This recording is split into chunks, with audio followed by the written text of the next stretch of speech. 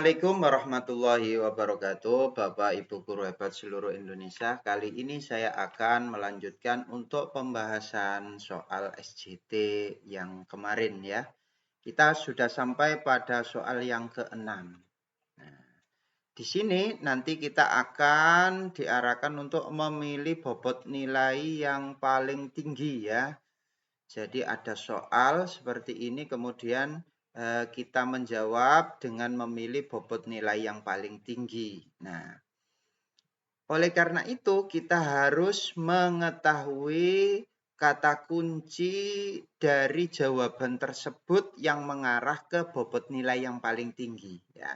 Sehingga ketika kita menghadapi soal-soal SJT, kita tidak merasa kebingungan untuk menentukan mana yang bobotnya paling tinggi. Karena nilai-nilai di samping ini besok tidak akan terlihat ya Bapak Ibu ketika Bapak Ibu mengerjakan soal. Oleh karena itu kita membutuhkan kata kunci. Baik, kali ini kita akan latihan untuk menentukan kata kunci dari bobot nilai yang paling tinggi ya. Sehingga besok kita tidak kesulitan dalam menjawab soal ketika UTBK 2024 ya. Baik, soal nomor 6. Anda mengampu bahasa Inggris. Anda menyadari bahwa kemampuan menulis cenderung kurang diperhatikan dalam mata pelajaran ini. Dan Anda berencana untuk melatihnya. Selama ini sebenarnya Anda sudah berusaha memberikan tugas-tugas menulis. Namun hasil yang ditunjukkan oleh peserta didik cukup beragam antar kelompok tulisan. Seperti antara esai, tulisan reportase, kejadian, cerita, dan sebagainya. Apa yang Anda lakukan kemudian pada penugasan kali ini? Nah, di sini ada permasalahan yaitu kemampuan menulis cenderung kurang diperhatikan ya dalam mata pelajaran bahasa Inggris. Kemampuan menulisnya cenderung kurang diperhatikan lah. Selama ini di sini kita itu sudah berusaha memberikan tugas menulis ya. Sudah berusaha memberikan tugas menulis. Namun hasilnya yang ditunjukkan itu cukup beragam. Nah, jadi hasilnya itu beragam. Supaya hasilnya itu nanti maksimal, itu apa yang harus dilakukan oleh guru di sini? Nah, kita lihat yang jawaban yang bobot nilainya paling tinggi di sini, bobot nilainya 5 ya. Yaitu membuat proyek menulis kolaboratif antar peserta didik yang kemahiran menulisnya beragam. Nah, apa alasannya di sini? Dengan membuat proyek kolaboratif itu memungkinkan peserta didik dengan kemahiran berbeda untuk saling belajar dan meningkatkan kemampuan menulis mereka secara bersama-sama ya, menciptakan lingkungan yang mendukung dan inklusif. Jadi di sini ya, dengan adanya kolaboratif itu memungkinkan peserta didik dengan kemahiran berbeda tadi, beragam tadi, itu untuk saling belajar dan meningkatkan kemampuan menulisnya. Jadi di sini kata kuncinya apa? Di sini kata kuncinya adalah kolaboratif ya. Jadi kata kuncinya di sini adalah kolaboratif ya. Nah, kata kuncinya yaitu kolaboratif. Dengan adanya kolaboratif itu memungkinkan peserta didik dengan kemahiran yang berbeda itu untuk saling belajar dan meningkatkan kemampuan mereka ya. Jadi kata kuncinya di sini adalah kolaboratif. Nah, di sini kolaboratif. Nah, untuk yang bobot nilainya 4, coba kita lihat. Memberi penugasan yang berbeda dalam hal tema jenis. Nah, jadi peserta didik masing-masing individu diberikan penugasan yang berbeda, tapi tidak tercipta kolaboratif ya. Tidak tercipta kerjasama di sini ya. Sehingga di sini kata kuncinya yang Kalau besok menghadapi situasi yang seperti ini, Bapak Ibu pilih yang di sini ada kolaboratif antar peserta didik. Ya, oke. Jadi poinnya di sini adalah kolaboratif ya. Oke, selanjutnya kita ke nomor yang ke-7 ya. Anda adalah guru bahasa Inggris di sebuah SD. Minggu ini Anda berencana untuk mengaitkan antara budaya dengan perkembangan bahasa Inggris secara umum. Anda agak kesulitan untuk menentukan budaya mana yang akan diangkat karena peserta didik di kelas Anda terdiri atas berbagai macam budaya. Apa yang akan Anda lakukan? Nah, di sini ternyata guru kesulitan untuk menentukan budaya mana yang akan diangkat. Ya, karena peserta didik di kelas Anda terdiri dari berbagai macam budaya. Jadi gurunya di sini bingung dalam memilih budaya mana yang akan diangkat. Nah, kalau menghadapi situasi seperti ini, kita lihat untuk bobot nilainya yang paling tinggi ya. Nah, jawaban yang bobot nilainya yang paling tinggi di sini adalah melibatkan peserta didik dalam proyek kelompok untuk merancang dan menyajikan materi bahasa Inggris yang mencerminkan budayanya. Nah, di sini melibatkan peserta didik dalam proyek kelompok. Ini sama dengan yang atas tadi ya, proyek ya. Nah, jadi melibatkan peserta didik dalam proyek kelompok. Nah, ini kenapa alasannya? Karena dengan melibatkan peserta didik dalam proyek kelompok, ini memungkinkan mereka mengekspresikan budaya masing-masing dalam konteks bahasa Inggris ya. Sehingga menciptakan pembelajaran yang relevan dan menarik. Jadi di sini kata kuncinya adalah melibatkan peserta didik ya, kata kuncinya ya. Jadi melibatkan peserta didik dalam proyek. Karena dengan itu mereka dapat mengekspresikan budaya masing-masing dalam konteks bahasa Inggris ya. Nah, jadi kata kuncinya sekali lagi di sini kata kuncinya kita beri kata kunci ya. Intinya kata kuncinya di sini adalah melibatkan peserta didik ya. Nah, jadi kita harus melibatkan peserta didik dalam proyek kelompok ya. Dalam proyek kelompok. Nah, berarti di sini sudah terjadi apa? Di sini sudah terjadi kolaborasi. Nah, jadi di sini sudah terjadi kolaborasi ya. Jadi sudah terjadi kolaborasi antar peserta didik ya.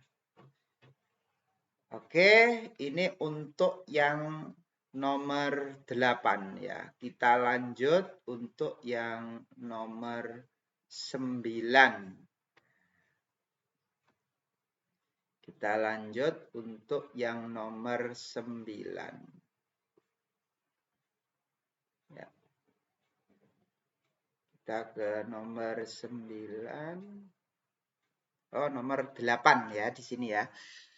Anda merasa bahwa tes tertulis yang digunakan selama ini belum dapat mengungkapkan kemampuan peserta didik yang sebenarnya.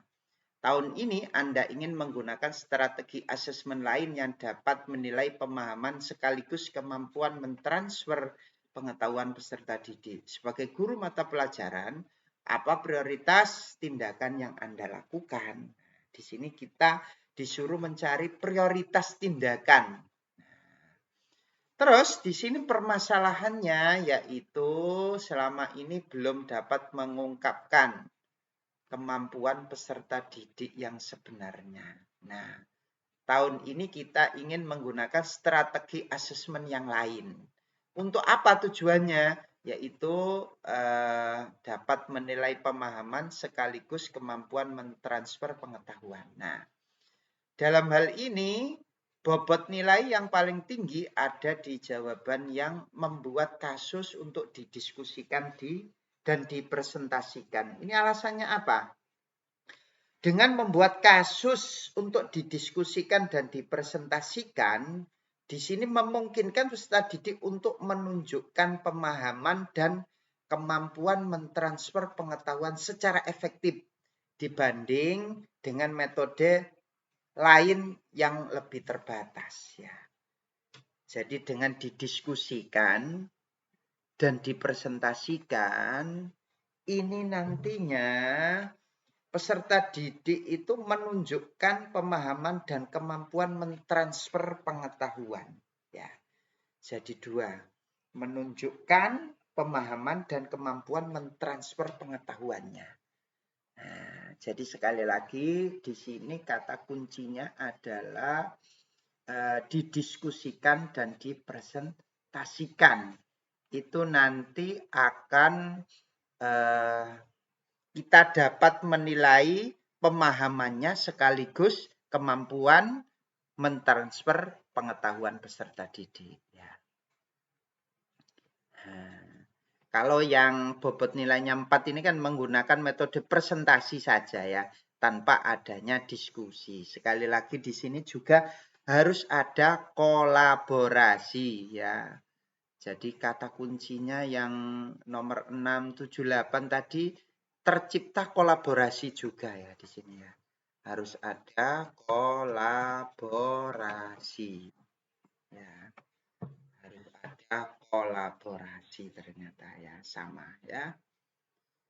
Nah, jadi Bapak Ibu kalau menghadapi situasi seperti ini, maka Bapak Ibu harus tahu kata kuncinya. Ternyata kata kuncinya terletak pada kolaborasi ya di sini dengan didiskusikan bareng-bareng ya bersama-sama. Kemudian dipresentasikan. Dengan hal itu maka peserta didik itu bisa menunjukkan pemahaman dan kemampuan mentransfer pengetahuan. Jadi kita bisa menilai pemahaman dan kemampuan mentransfer pengetahuannya. Bisa kita nilai di situ ya. Oke, yang selanjutnya yang nomor 9.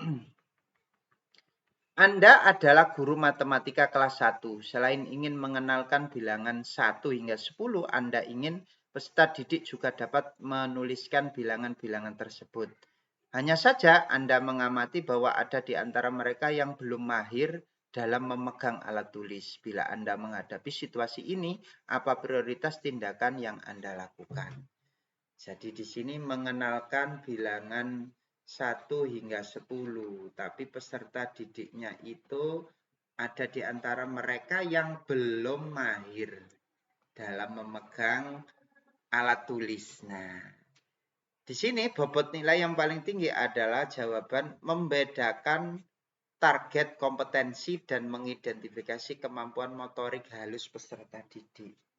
Nah, dengan langkah ini Bapak Ibu langkah ini sangat penting ya untuk memastikan setiap siswa belajar sesuai kemampuan mereka, terutama dalam hal menulis.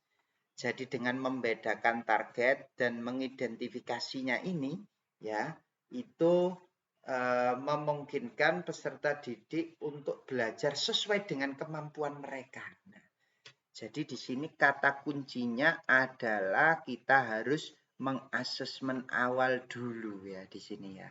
Kalau terjadi seperti ini ya, ada sebagian dari mereka yang belum mahir, artinya di sini kita harus mengasesmen awal dulu ya.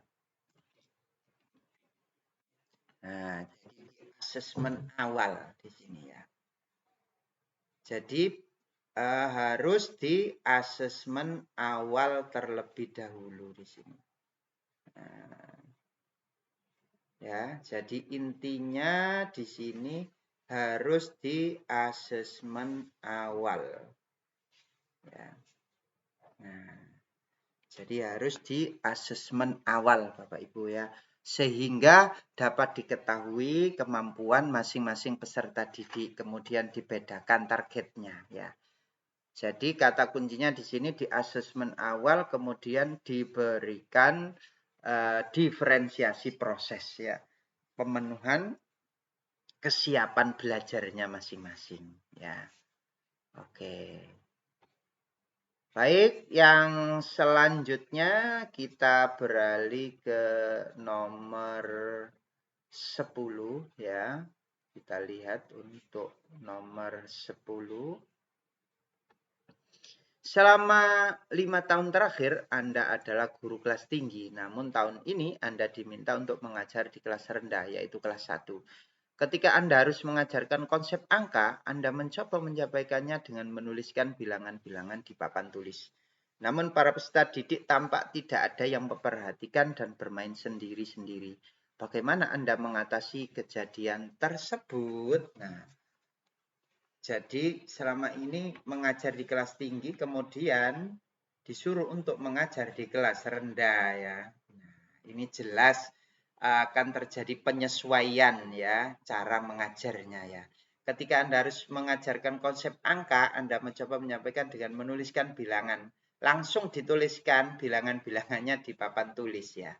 Namun para peserta didik tidak ada yang memperhatikan. Jadi kelas rendah tidak ada yang memperhatikan karena kelas rendah itu intinya adalah dia itu diajak untuk bermain ya, intinya itu masih dalam kondisi dia itu inginnya itu bermain ya.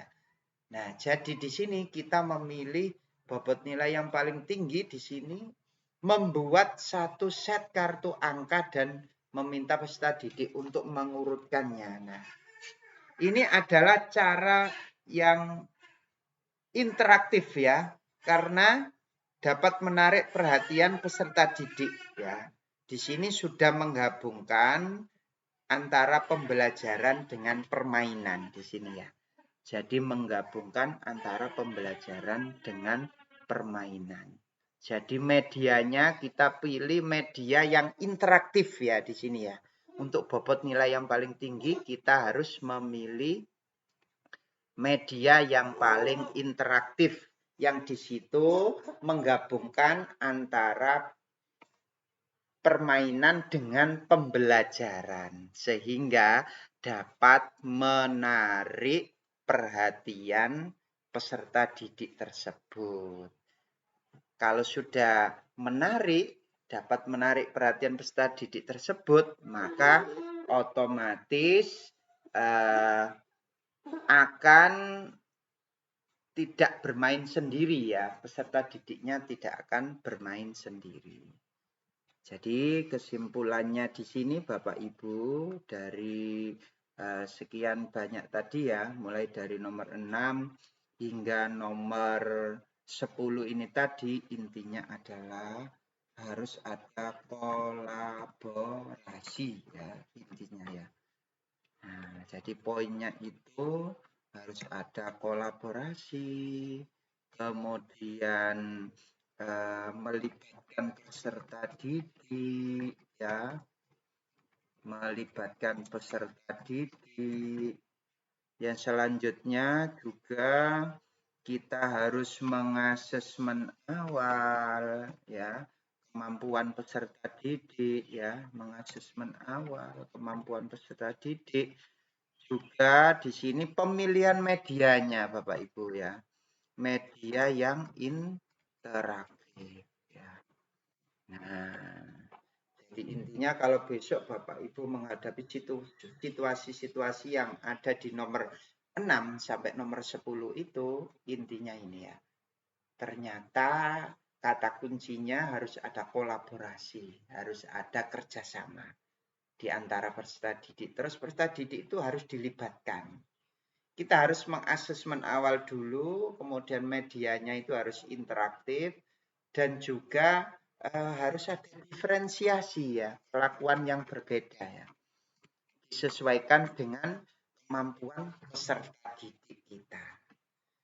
Jadi kalau Bapak Ibu memilih yang kata kunci ini, maka nanti bobot nilai yang Bapak Ibu pilih itu akan tinggi. Oke, demikian yang bisa saya sampaikan. Mudah-mudahan bermanfaat. Saya akhiri. Wassalamualaikum warahmatullahi wabarakatuh.